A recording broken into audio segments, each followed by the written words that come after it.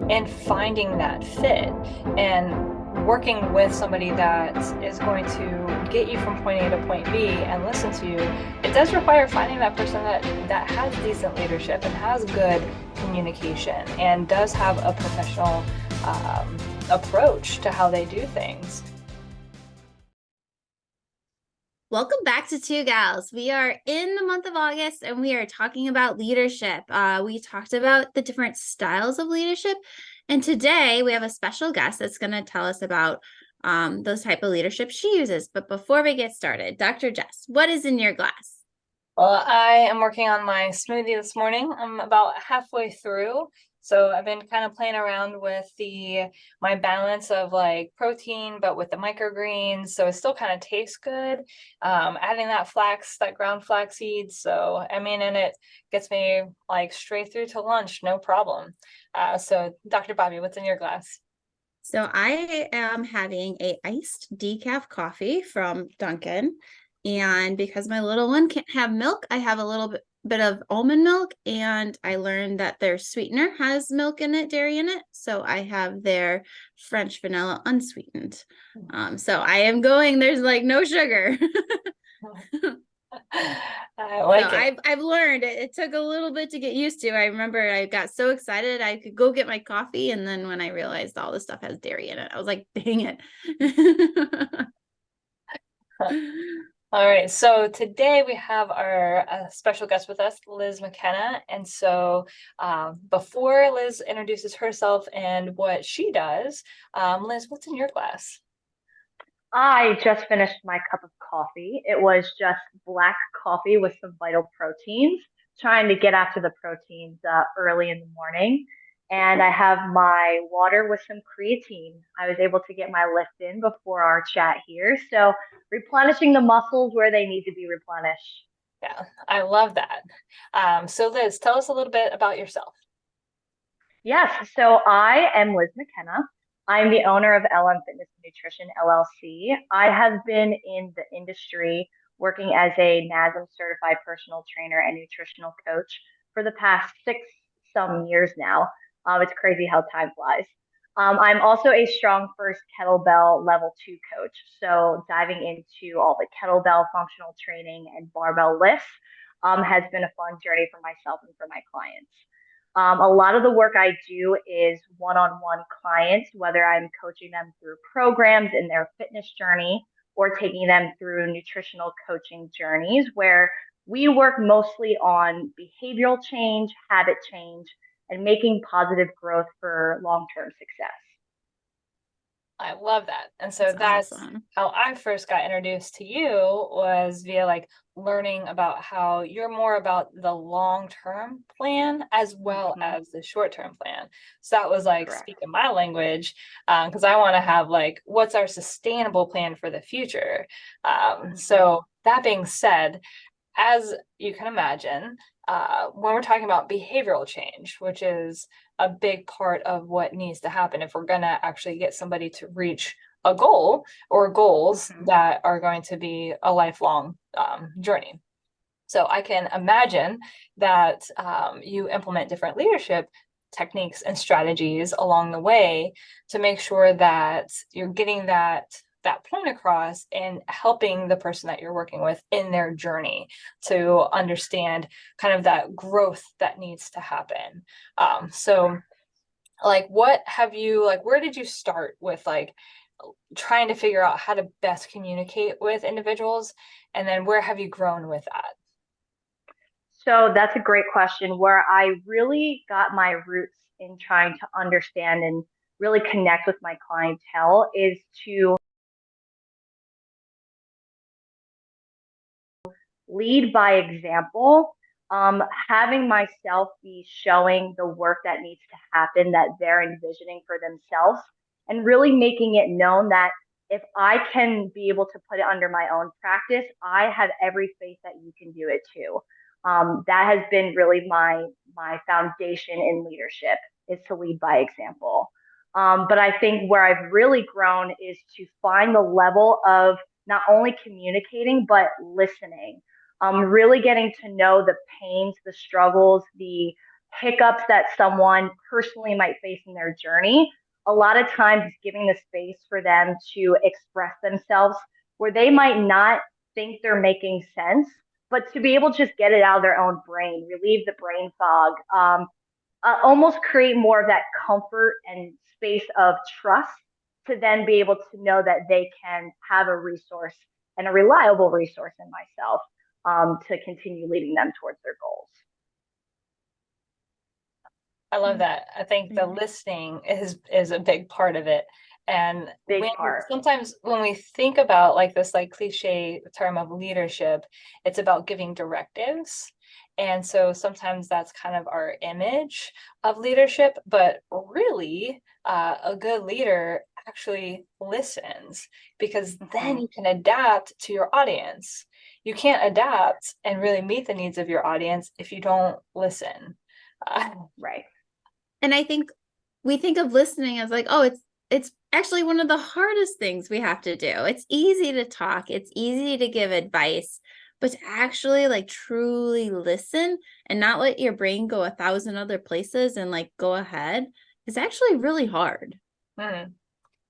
It is. And when you listen, then you can actually provide the value they're looking for instead of just pushing things on them. Because there's enough that gets pushed on us in a given day, right? Especially in this industry.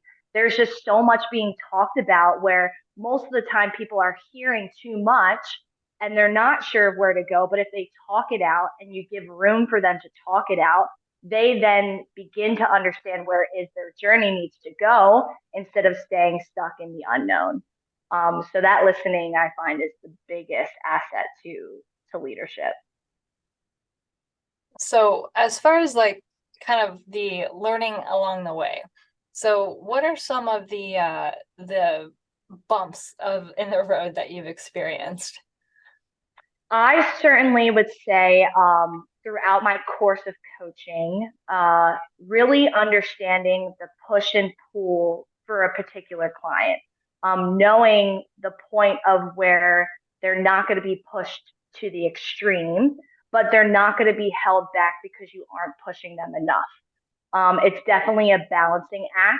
The more you work with someone over a course of time, the better you get to understand their ebbs and flows. So you can find their peaks and their moments where they're most motivated to get up and after it, and to give them the grace and teach them the patience when they might be at their lowest slope, but keeping them consistent during those times so that when another peak rises, they're right back where they left off, if not further than where they were at that last peak. So over the course of time, I think learning that balance was my biggest struggle, and remains to be if a new client comes on board, because it's like starting fresh again. So giving myself the grace as a leader to understand that that's going to come in ebbs and flows for myself. I was gonna say that's hard because every person's different, and even the same person is different day to day because of how you feel and how your mood and we all have days where it's like, oh my gosh, I feel so good, I could conquer the world, and then there's days it's like I gotta get out of bed. Yeah, I even felt that myself today. Yeah, I'd say one of the things that I've noticed, especially with like that more coaching style leadership, which is what we do a lot with patients, to really kind of get them encouraged along the way, but then a lot of the teaching that needs to happen in order to get knowledge, understanding from point A to point B, which is a big thing of what we need to do in healthcare. But I find that like the consistency, if I can just stay consistent with myself so that there's a predictable experience that's going to happen, it helps keep everything calmer. So it's less of the yo-yo. Like you know that there's going to be an accountability factor, right? I'm going to ask every single time, based on what we had previously educated on, how is that going, right? Not in a punitive way, but like hey, it's just the accountability part, and the structure of how I kind of set it up. There's just a consistency. I mean, obviously I deviate along the way, but I think that helps kind of calm it and get everything going faster. At least that's kind of what I've noticed. Do you kind of set your structure in a similar way with like how you start the interaction versus how you push through? Yes, I'll always start a session or a meeting with a client first addressing how they are. How are you today? How is your body today? What is your energy level like on a scale of 1 to 10? That allows me to understand where they are both physically and mentally to know how I'm going to communicate and push them through the session.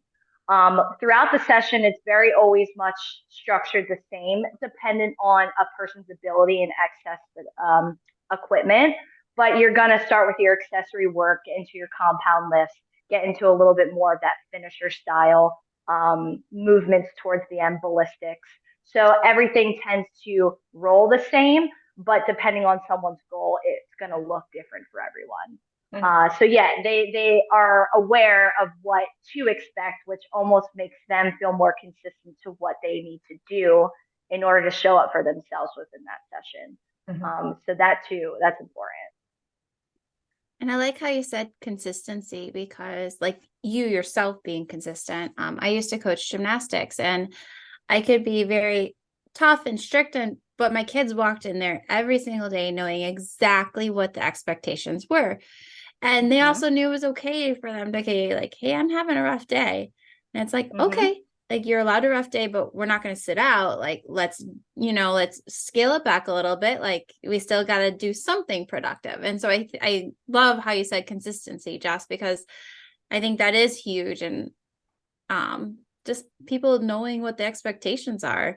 It's hard to walk into a situation when you don't know if they're going to be happy, playful, or it's a hard working day. Like you can't prepare yourself for that.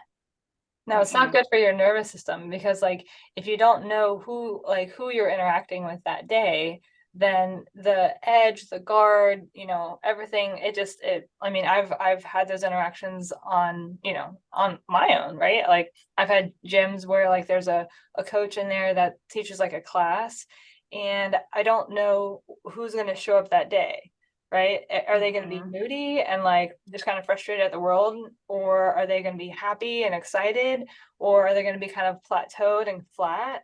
And it's like, I don't want to go. Like, I don't like, I don't really care what's going on in the background. I'm just coming here to work out or whatever it might be. Like, just like structure this. I don't want to think right now. I want something that's going to push me, but isn't going to like make my nervous system feel uneasy.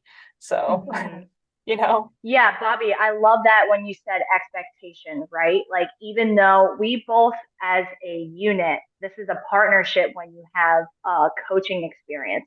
The coach has a level of expectation of the client, the athlete, the participant, and the participant should have an expectation of what the coach is going to deliver and how they're going to deliver it to ensure that they're getting the best bang of their buck. That they're using their time wisely, that they don't feel they've walked out and they've got nothing or they didn't learn anything.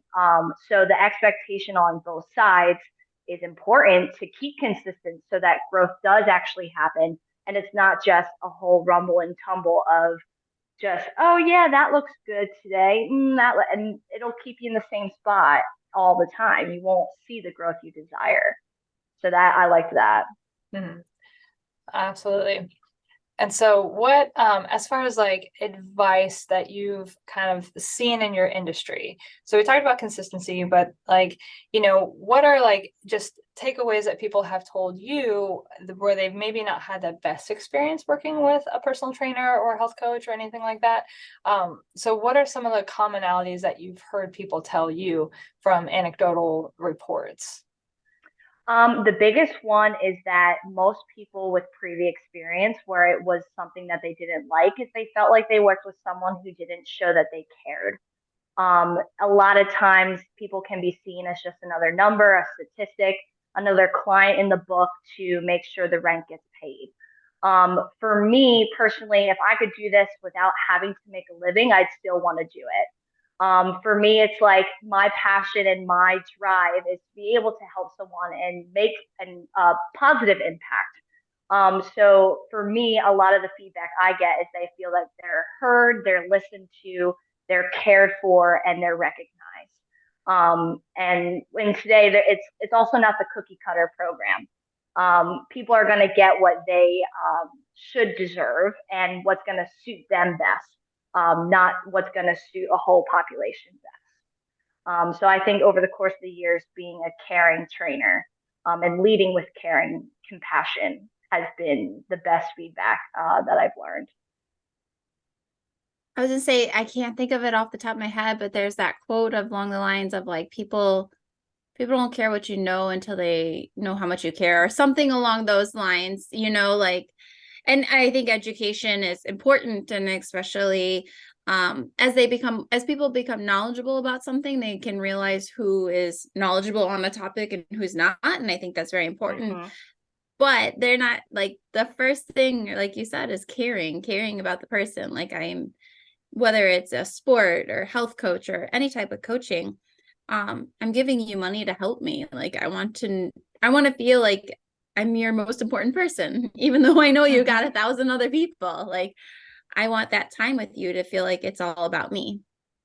Right. And yes, the education part, right? There's so much that goes into our side of staying on our continued education and to ensure that we're up to date on what's new, what's happening, what practices have adapted over the course of the years to make that experience better. And I think that gets undervalued or isn't on, people aren't as on top of it as they could be. So continued education, most certainly. If people say, what should I look for in a fitness professional? One of my top things is make sure that they're up on their continued education. Absolutely. That's And I any think healthcare professional, really. I was gonna say, and I Mm-hmm. think a lot of times the people just follow like whoever has like the fastest fix, and not realizing that like that education is important. And a lot of times it takes a little bit to, whether you want to build strength, lose weight, give healthy, lower your blood pressure, things like that. It's not a quick fix. Mm-mm.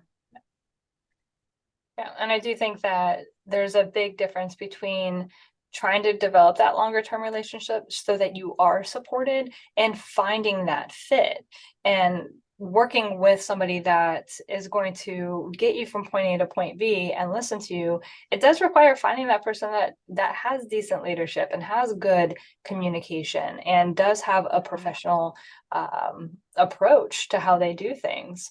And I think if you're just growing as a fitness professional, I think kind of hearing this might be hopefully helpful to say, like, this is how you're going to build consistency so your business doesn't have so much of that, like, roller coaster of like, I'm going to spend money on marketing and ads and I'm going to get a bunch of clients and then they drop off. And sometimes when we think about from a business side, like, retention, churn, all of these words that we hear, if you're seeing a difficult time having retention or have, all of that, it might be you. And Mm-hmm. it might not be everybody else. And so kind of looking inward to say, what's the common denominator here? Or it could be an employee, or it could be, there could be something else going on. So really taking a pause to figure out, why are we not retaining? So it's not just about gaining new clients, it's also about retaining them, to show that you're actually doing a good job, whether it's, coaching or whatever it might be. So Absolutely. No, and that even goes to show how a journey in fitness and nutrition works. If you go just to a point and then drop off the diet, what are you not doing or what are you not focusing on yourself to be able to maintain, to continue improvement, but to stay strong on a more forward path than a rise to the top and a drop to the bottom again, and a rise to the top. Yeah, the roller coaster rides.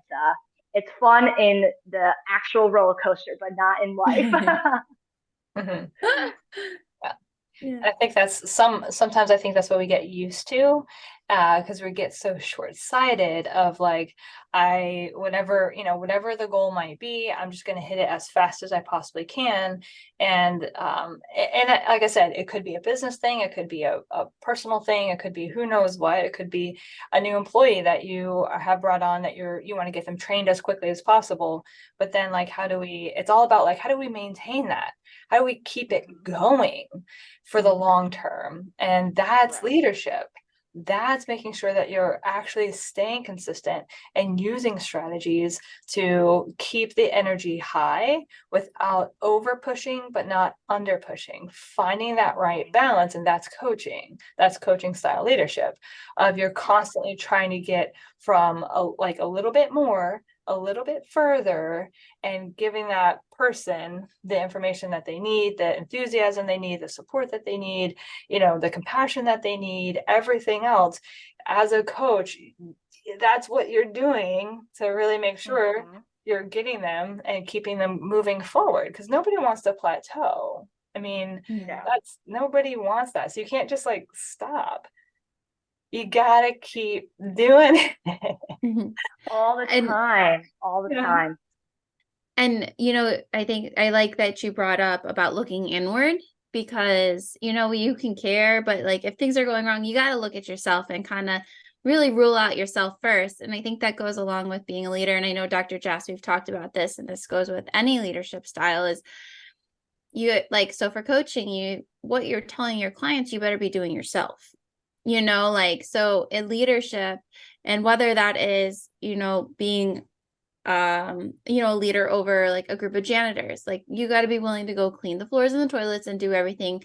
Like you should be willing to do the lowest end tasks that no one wants to do as a leader, and show that, actually do that. And I think that goes a long way, because no one's going to go to a nutritionist that isn't look like they're eating healthy and like caring about their body.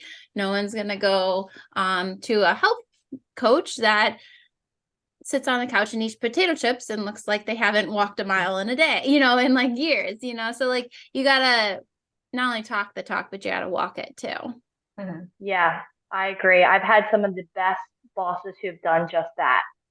Whether they were still hopping in to be a sub because the other teacher couldn't present themselves, or there was a family emergency. Like, don't worry, like I'm not going to put the stress on another person who's already busy. I have the time. This is my business. I'm going to hop right into exactly where I started. To know that that's adaptability is still there, really shows that you are understanding what's going on underneath you at all times. And then you're, again, leading by example, which I think is probably one of the best forms of leadership that someone can do. Yeah. It encourages respect too.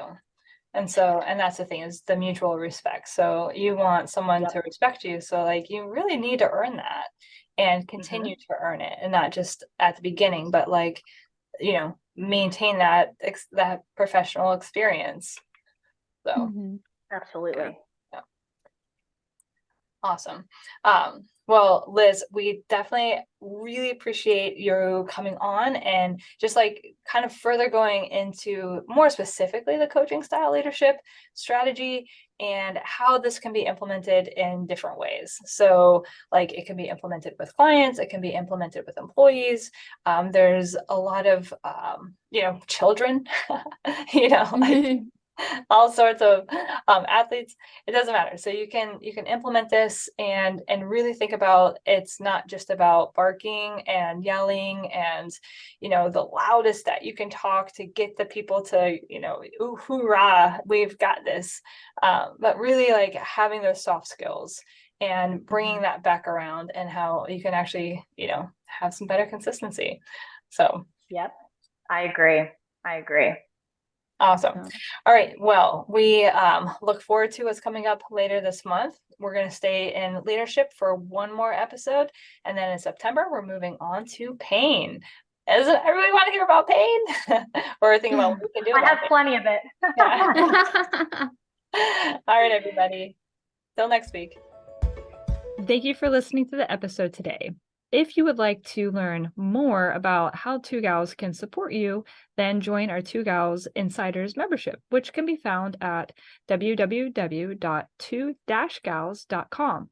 Also, don't forget, follow us on social media. We're on Facebook as well as Instagram. Okay, everybody. Bye. Enjoy your week.